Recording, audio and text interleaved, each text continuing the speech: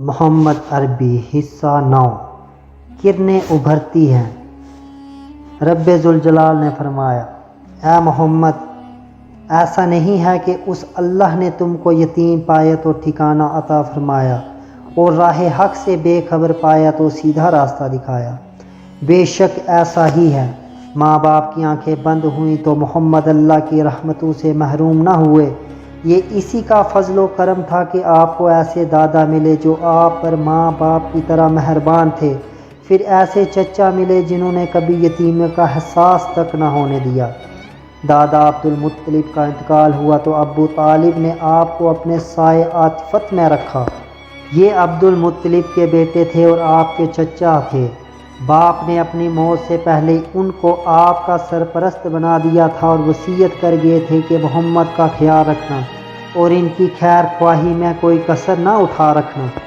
عبد المطلب کی کئی بیویاں تھیں، ان بیویوں سے 10 بیٹے تھے۔ ابو طالب نہ تو بھائیوں میں سب سے بڑے تھے اور نہ سب سے زیادہ مالدار تھے، البتہ سب سے زیادہ باہمت تھے، شرافت میں بھی سب سے بڑھ کر تھے، طبیعت کے بھی بہت ہی نیک تھے۔ پھر آپ کے والد عبداللہ اور وہ سگے بھائی تھے، بقیہ بھائی دوسری بیویوں سے تھے، اس لیے کوئی تعجب کی بات نہیں تھی اگر باپ نے یہ ذمہ داری ان پر ڈالی اور انہیں یہ وصیت کر گئے تھے۔ عبد المطلب کی طرح ابو طالب بھی بھتیجے کو بہت مانتے تھے، ہمیشہ اپنے ساتھ رکھتے، سوتے تو ساتھ لے کر سوتے، کہیں جاتے تو ساتھ لے کر جاتے۔ آپ کے آگے نہ ان کو اپنی جان کی فکر ہوتی اور نہ اپنے بچوں کو۔ آپ سے اس قدر محبت کیوں تھی؟ آپ دن رات ان کی نگاہوں کے سامنے رہتے، وہ دیکھ رہے تھے کہ آپ کے اندر سچائی اور ایمانداری ہے، شرافت اور پاک بازی ہے۔ بات بات پر ذہانت کا ثبوت ملتا، ایک ایک چیز سعادت مندی اور خوش بختی کا پتہ دیتی ہے۔ چچا کی سرپرستی میں 4 سال گزر گئے تھے، جسم پروان چڑھتا رہا، عقل کا دائرہ وسیع ہوتا رہا اور فطری صلاحیتیں ابھرتی رہیں۔ 12 سال کے ہوئے تو جسم میں کافی مضبوطی اور توانائی آ چکی تھی، عقل بھی غیر معمولی گہرائی تھی، ذہانت بلا کی تھی، روح میں بے پناہ عظمت و بلندی تھی، وسعت و ہمہ گیری تھی، احساس و شعور سے بھرپور تھی۔ ابھی آپ کی عمر ہی کیا تھی، بالغ بھی نہ ہوئے تھے، لیکن پیشانی پر اقبال مندی کا ستارہ چمک رہا تھا، آپ میں غیر معمولی صلاحیتیں جھلک رہی تھیں اور عجیب و غریب کمالات ظاہر ہو رہے تھے۔ ابو طالب دیکھ دیکھ کر سخت حیران تھے اور حیرت سے انگشت بدناں تھے۔ اب ان کے نزدیک آپ کا شمار ناسمجھ بچوں میں نہ تھا بلکہ سوجھ بوجھ رکھنے والے بڑے بوڑھوں میں تھا۔ پوری بے تکلفی سے ہر طرح کے مسائل پر آپ سے تبادلہ خیال کرتے جیسے کوئی شخص اپنے کسی برابر کے ساتھی سے کرے۔ اسی زمانے میں جب کہ آپ کی عمر تقریباً 12 سال تھی، ابو طالب نے شام کے تجارتی سفر پر جانے کا ارادہ کیا۔ سفر دور دراز کا تھا اور راستہ دشوار، اس لیے آپ کو ساتھ لے جانے کا خیال نہ تھا، لیکن وہ چلنے لگے تو آپ لپٹ گئے۔ ابو طالب نے سوچا سفر دشوار ہے مگر بھتیجا بھی ہوشیار ہے، یہ سوچ کر بخوشی ساتھ لے جانے پر تیار ہو گئے۔ تجارتی قافلہ روانہ ہو گیا۔ قافلے میں آپ بھی تھے، راستے میں جو کچھ دیکھتے اس پر غور کرتے، جو کچھ سنتے اس پر سوچ بچار کرتے اور سب کچھ ذہن میں محفوظ کرتے جاتے۔ قافلہ مختلف علاقوں سے گزرا، بہت ہی سے شہروں میں ٹھہرا، بالآخر شام کی سرزمین پر پہنچ گیا اور وہاں کے ایک مشہور شہر بصرہ میں پڑاؤ ڈال دیا۔ بصرہ میں بحرہ نامی ایک راہب تھا، اس کے گرجا گھر کے پاس ہی ایک سایہ دار جگہ تھی۔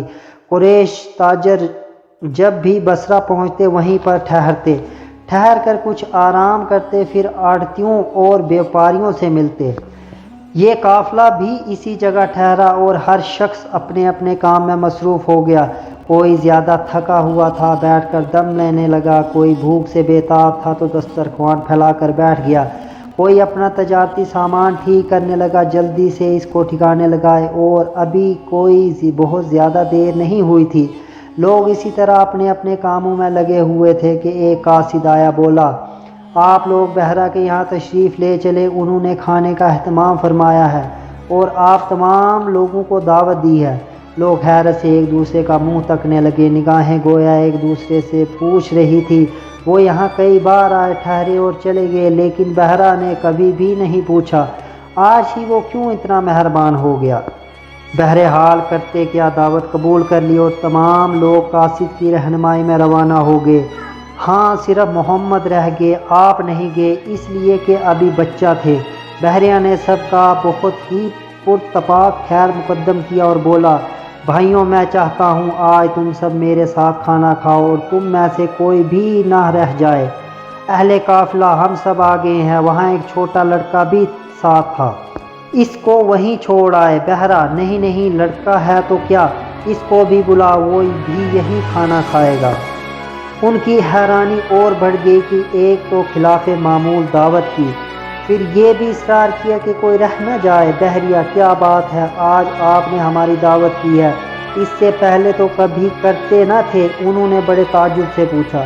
بحرا نے کہا، آپ لوگ مہمان ہیں، ہمارے پڑوس میں آ کر ٹھہرے ہیں، ہم پر آپ کا حق ہے، ہمیں اس کا خیال کرنا چاہیے۔ میں نے چاہا کہ آپ لوگوں کی کچھ خاطر تواضع ہو جائے، اور کیا بات ہو سکتی ہے؟ اہل قافلہ نے کہا، باخدا کوئی بات ہے ضرور، محض اتنی بات تو نہیں ہو سکتی۔ قاصد ابو طالب کے ڈیرے پر گیا، محمد کو ساتھ لے کر آیا۔ بحرا اور تمام مہمان بیٹھے آپ کا انتظار کر رہے تھے۔ بحریہ کی نظریں محمد پر پڑی تو جم کر رہ گئی، وہ ٹک ٹکی لگائے آپ کو ہی دیکھتا رہا۔ سب نے کھانا کھایا اور ادھر ادھر پھیل گئے، کوئی تو چہل قدمی کر رہا تھا اور کوئی گھوم گھوم کر بحرہ کا گرجا گھر دیکھ رہا تھا۔ بحریہ آپ کے پاس آیا اور بولا، بیٹے تمہیں لات و عزیٰ کی قسم جو کچھ پوچھوں بتلا دینا۔ محمد، لات و عزیٰ کی قسم نہ دیجیے۔ بحرہ نے کہا، اچھا خدا کی قسم جو کچھ پوچھوں سب بتلا دینا۔ تو محمد نے کہا، پوچھئے کیا پوچھتے ہیں؟ بحریہ، آپ سے آپ ہی کے بارے میں مختلف سوالات کرنے لگا ہوں، کچھ مزاج و طبیعت کا حال پوچھا، کچھ عادات و اخلاق کے بارے میں دریافت کیا۔ آپ اس کے ہر سوال کا جواب دیتے رہے، اتنے میں ابو طالب محمد کو لینے آ گئے۔ بحریہ نے پوچھا، یہ لڑکا تمہارا کون ہے؟ ابو طالب نے فرمایا، یہ میرا بیٹا ہے۔ بحریہ نے کہا، یہ کیسے ہو سکتا ہے، یہ تمہارا بیٹا نہیں، اس لڑکے کا باپ زندہ ہو، یہ ہو ہی نہیں سکتا۔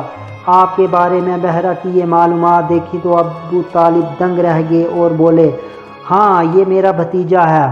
بحرہ نے کہا، اور اس کا باپ؟ ابو طالب نے فرمایا، ابھی یہ ماں کے پیٹ ہی میں تھا کہ باپ کا انتقال ہو گیا۔